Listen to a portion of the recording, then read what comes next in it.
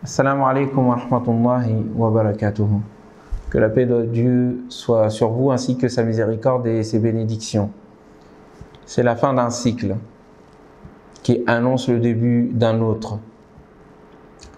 Avec les enfants d'Israël, une longue histoire et une partie importante de l'histoire spirituelle de l'humanité s'est déroulée depuis Moïse jusqu'à ce cycle-là dont nous allons parler aujourd'hui et maintenant. La fin arrive, la prophétie se tarit, l'humanité se mature, mais il subsiste un certain nombre de cas d'expériences qu'il faut vivre, qu'il faut corriger, qu'il faut expliciter à l'humanité. Zacharie, un prophète, le prophète, parmi les enfants d'Israël, fait l'invocation suivante. Il craint après lui. Il le dit, il l'indique, notamment dans la sourate 19, la sourate dite de Marie, la seule sourate qui porte le nom d'une femme. Et quelle femme? Marie, la mère de Jésus, et qui est liée à Zacharie, puisque c'est Zacharie qui va l'élever. Et donc il y a un lien entre Zacharie, son enfant Yahya dont nous allons parler, et Jésus, l'enfant de Marie, puisqu'il s'agit de la même famille. Et donc, Zacharie, le prophète, sent la fin venir. Il n'a pas de descendance. Il sent donc que c'est la fin de la prophétie parmi les enfants d'Israël. Et il a peur de ce qui pourrait advenir après lui. Quant au devenir du message, au devenir de l'enseignement, au devenir du souvenir de Dieu, dont il est chargé de sa diffusion parmi les enfants d'Israël. Et il fait partie d'une lignée de prophètes. Il participe de la maison de Jacob. Il participe de la maison de Haroun et de Moïse. Elle dit, ô mon Dieu, mes os sont fragiles. Ma tête s'est enflammée de blancheur. Et je ne suis en aucun cas dans un état de désespoir quant à mes invocations, ô mon Dieu. J'ai peur qu'après moi,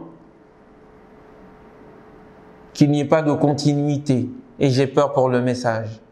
Je te demande donc de me donner un fils, un enfant, qui héritera de moi ainsi que de la famille de Jacob. Dans un autre passage, Zacharie fait cette invocation suite, encore une fois, je vous l'ai indiqué, il y a un lien, suite à ce qu'il va voir de miracle chez cette jeune fille, Marie, qu'il a éduquée, et nous parlerons d'elle ultérieurement. Il voit chez elle des dons infinis de la part de Dieu, et il lui dit, car elle est seule dans le temple, mais d'où te vient cela, ô Marie? Et elle lui répond, cela vient de Dieu, cela vient de mon Seigneur. Il donne à qui il veut, il offre à qui il veut sans compter. Hunalika dit le Coran, et c'est ici même que Zacharie fit cette invocation. Zacharie, inspiré par la sincérité et les dons infinis pour cette jeune fille qui est Marie, prend espoir et demande à Dieu ce que normalement l'impossible nous demande de ne pas demander, ce qui nous semble être en tout cas impossible. Oh mon Dieu, je veux un enfant. Donne-moi un fils qui sera donc prophète. Vous comprenez donc la raison d'être de ce titre de notre vidéo, Zacharie et Jean-Baptiste. C'est l'histoire avec celle de Marie et de Jésus, de ce que un de mes cheikhs disait être la sourate ou les sourates des impossibles. La sourate des impossibles. C'est-à-dire que ce que tu penses être une nécessité, ce que tu penses être impossible en raison des lois de la nature, eh bien, deviennent possibles par la volonté de Dieu. Non pas contre les lois de la nature, mais dans, ce qui, en réalité, montre l'infini des possibilités de la nature, au-delà des limites que nous lui imposons et opposons, en raison de la limite de notre expérience humaine. Dire qu'une chose est impossible en raison du fait que nous l'avons jamais vue, dire qu'une chose est impossible parce que la nature est ainsi faite, c'est limiter le pouvoir de Dieu et c'est limiter ses capacités, son imagination. Il y a des choses qui sont impossibles, certes, et il y a d'autres choses que nous pensons être impossibles et qui sont en fait possibles. Et parmi ces faits, eh bien, c'est le fait d'avoir un enfant dans la vieillesse. Et parmi ces faits, c'est le fait d'avoir un enfant quand on est une femme sans avoir d'époux. C'est donc ces miracles, encore une fois, autour de la vie, autour de la création, autour, au fond, de la toute-puissance de Dieu qui nous sont ici révélés et qui nous montrent à quel point la nature, ordinairement, est extraordinaire si nous en voyons l'au-delà, si nous en comprenons l'origine, à savoir le pouvoir libre et absolu de Dieu, subhanahu wa ta'ala. Alors Zacharie, hunalika, et c'est ici même donc que ce miracle va avoir lieu. Deux personnes vieilles, une femme stérile et un homme très âgé vont demander à avoir un enfant. Et cette invocation leur sera accordée. Il est seul dans le temple. Il prie. Les anges l'interpellent. Ô Zacharie, ton Seigneur t'annonce la nouvelle de la venue d'un enfant, d'un fils prodigieux. Il s'appellera Jean-Baptiste, ou il s'appellera Jean. Le terme Baptiste est bien sûr le surnom que lui donne la tradition chrétienne par rapport à ce qu'il lui prête de rôle auprès de Jésus, de baptême, etc. Le Coran ne fait pas mention de ces choses-là. Jean, ou Yahya, nous est-il dit, il n'y a pas, c'est un nouveau nom, c'est un nom nouveau, unique, qui lui fut donné. Et nous n'avons en aucun cas donné de nom qui soit semblable à autrui. C'est le premier à s'appeler Yahya, à s'appeler Jean. Quelle est la réalité de ce propos sur le plan historique? Je laisse les chercheurs et les questionneurs et les chercheurs de sagesse trouver la réponse. Pour l'instant, en tous les cas, les anges l'interpellent. Tu auras un enfant, un fils. Il sera prodigieux, il sera choisi. Il sera un seigneur, sayyidan, wa hasura. Et il sera de ceux qui, selon la traduction, soit hasura, ceux qui se maintiendront ou n'auront aucun désir pour les femmes. Donc il n'y aura pas de descendance, il n'aura pas d'enfant. Et donc c'est la fin de la prophétie parmi les enfants d'Israël. Zacharie est l'avant-dernier. Non, Zacharie est l'avant-avant-dernier. L'avant-dernier est Yahya et le dernier c'est Jésus. Ou bien Hasura, c'est-à-dire quelqu'un qui reste noble et qui se détache de tout ce qui est de l'ordre de la turpitude.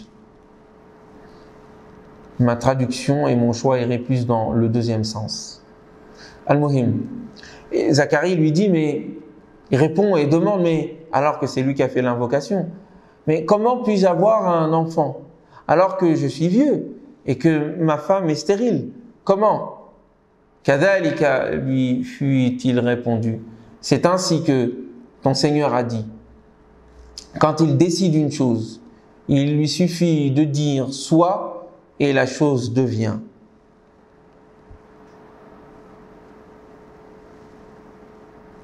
La parole divine suffit à la réalisation de son décret, de sa décision, dans la forme qu'il veut, dans le temps qu'il veut et comme il le souhaite.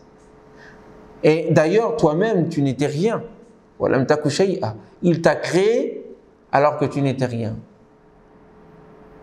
Et cette parole va revenir quand il s'agira de Jésus. Lorsque à Marie, il sera annoncé la venue d'un enfant et qu'elle demandera, mais comment pourrais-je avoir un enfant? Et on lui donnera la même réponse. C'est ainsi que ton Seigneur a dit. Et d'ailleurs, lorsqu'il décide une chose, il lui suffit de dire soit et elle est. Voilà la preuve de la toute-puissance de Dieu. Voilà l'origine de l'ensemble de la création. Les décrets divins, la volonté divine qui se réalise par un mot, par lui, signifié, par un mot vers la chose dirigée, et la chose devient quelque chose.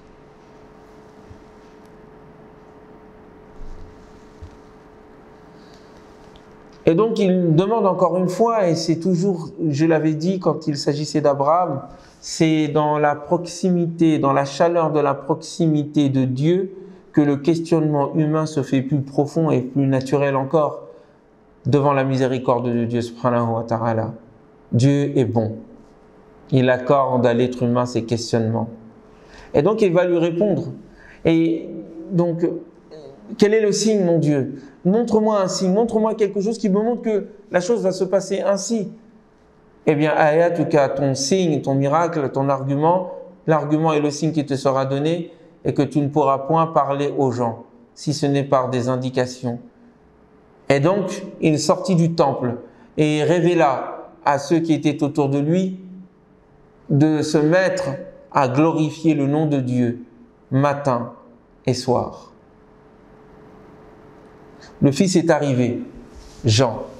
Et il est indiqué dans la sourate Marie que ce dernier a eu la prophétie quand il était sabiya, quand il était tout petit. Il faut saisir le rôle de Jean. Jean, comme d'ailleurs le Coran l'indique, Yahya est un être de paix. Et il vient annoncer la parole qui vient. Il est l'annonce, il vient annoncer la bonne nouvelle de la venue de Jésus. Aïssa, alayhi salatu wassalam. C'est pour ça que tous ces miracles-là qui viennent, les uns après les autres, sont en train en fait d'introduire la venue miraculeuse d'un Jésus qui naîtra sans qu'il y ait père. La venue de cet enfant Jean, issu d'un couple de vieux personnages et d'une maman stérile et d'un papa vieux, vient annoncer, vient introduire la venue d'un miracle plus grand encore, à savoir la naissance d'un enfant issu d'une femme sans qu'il y ait de père. Voilà pourquoi est-ce qu'il est envoyé pour attester de la véracité et attester de l'existence et de la véracité de kalimatullahi, du verbe de Dieu.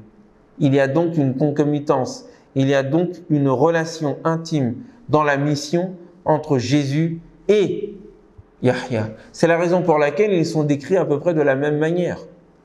Leur naissance se ressemble, bien que l'un n'ait pas eu de père, alors que l'autre est né d'une femme stérile.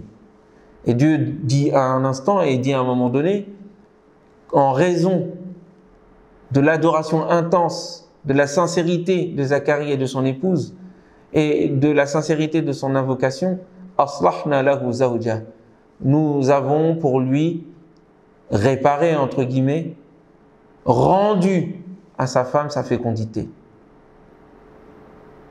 Eh bien, vous voyez que ce Yahya, eh bien, est décrit de la façon suivante.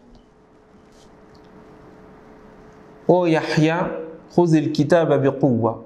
Prends le livre, la Torah, au sérieux, avec force. Et nous avons fait de lui une douceur et une tendresse pour ses parents. Et nous n'avons pas fait de lui un tyran arrogant. Wassalamu alayhi, wassalamun alayhi. Paix sur lui, qu'une paix soit sur lui. Yawma wulida, le jour où il est né. Le jour où il mourut, où il mourra. Wa yawma yub'athu hayya, et le jour où il sera ressuscité vivant. Eh bien, vous voyez cette similitude dans la bouche de Jésus quand il parlera de lui-même, et nous en parlerons ultérieurement, lorsque il dira, innocentant sa mère, Wassalamu alayya, je suis le serviteur de Dieu et son envoyé. Il m'a donné le livre et la sagesse, et il a fait de moi un être béni où que je sois. Et il m'a ordonné la prière et la zakat tant que je suis vivant, et que la paix soit sur moi le jour où je suis né, le jour où je mourrai, et le jour où je ressusciterai vivant. Ici, c'est qu'une paix soit sur lui, wa salamun alayhi, et là-bas, c'est que la paix soit sur moi. La distinction indiquant ici la différence de degré et d'importance et de faveur et de don accordés à l'un, Jésus, par rapport à l'autre, Yahya, même si les deux sont l'objet des faveurs de Dieu subhanahu wa ta'ala. Zacharie donc qui va élever Marie, Marie qui va être la mère de Jésus, Zacharie qui va être le père de Yahya. Il est donc normal que Yahya soit celui qui va annoncer la venue de Jésus et qui sera son soutien. Le Coran ne rentre pas dans les détails des méandres de leur relation. Cela n'est pas important. Ce qui compte, c'est le fait que Dieu, d'une part, est capable de tout, et d'autre part, il s'agit ici du début de la fin de la prophétie parmi les enfants d'Israël, pour annoncer ensuite la venue d'un nouveau cycle dans le cycle de la prophétie, qui est celui de Jésus, et qui est celui de Mohammed, et annoncé par Jésus. Vous comprenez donc que Jésus, avant, est une bonne nouvelle qu'on annonce, après est annonciateur de la bonne nouvelle. Nous comprenons donc pourquoi est-ce que son livre, Al-Injil, l'Évangile, s'intitule au fond la bonne nouvelle. Il est la promesse d'un nouvel aurore. Il est l'annonce d'un nouvel événement, de l'universalité du livre, de l'universalité du message. Et il faut donc, pour que cela soit atteint, que la prophétie chez les enfants d'Israël soit tarie. Mais autre chose aussi est à indiquer. Ces miracles dont nous parle le Coran sont au fond ces choses-là qui montrent les possibilités de la vie, qui montrent que ce que je vous montre de miracles sont ce qui sera dans les possibilités et les capacités de l'être humain. Effectivement, aujourd'hui, le fait qu'une femme puisse avoir un enfant sans père est de l'ordre de la possibilité. Le fait de pouvoir chercher à vaincre la stérilité est une chose voulue, puisque pour le Coran, l'action de Dieu miraculeuse de réparer, entre guillemets, et de rendre à la femme de Zacharie sa fécondité, il appelle cela islah, le fait de faire le bien. Ce qui veut dire que sur le plan médical, plus nous agissons et travaillons pour permettre la vie, plus nous nous rapprochons de Dieu et de son objectif montré à travers ce miracle-là. Il en est ainsi de ce qui se passe pour Jésus. Les miracles racontés dans le Coran montrent les possibilités infinies de la création de Dieu, mais que limite en réalité la conscience habituée à l'ordre des choses, demandant ainsi à chaque fois l'extraordinaire, alors que le miracle se trouve dans l'ordinaire. Aujourd'hui, le fait qu'une femme puisse avoir des enfants sans forcément avoir de compagnons est de l'ordre de la possibilité de la science humaine, des capacités humaines. Le fait de réparer la stérilité et l'infécondité d'une personne, homme ou femme, participe de ce qui peut rentrer et sera, si Dieu le veut, dans la possibilité des êtres humains. Possibilité qu'il faut saisir et comprendre, à l'aune bien sûr des valeurs cosmiques de l'islam et de la morale et de l'éthique, mais qui indique donc que l'ordinaire est extraordinaire dès lors que nous en comprenons le sens, à l'aune de la volonté de Dieu, subhanahu wa ta'ala, qui s'exprime dans la réalité par un mot vers la chose dirigée, et celle-ci devient une nouvelle aurore. Soit, et elle est. Nous nous arrêtons ici pour l'heure, afin de reprendre et de mieux méditer encore une fois la continuité de cette histoire à travers une mère extraordinaire qui donnera naissance à une autre mère tout aussi extraordinaire, qui va donner naissance à un fils extraordinaire. C'est leur aventure que nous allons vous conter. Je vous dis à très bientôt. Que la paix de Dieu soit sur vous, ainsi que sa miséricorde et ses bénédictions.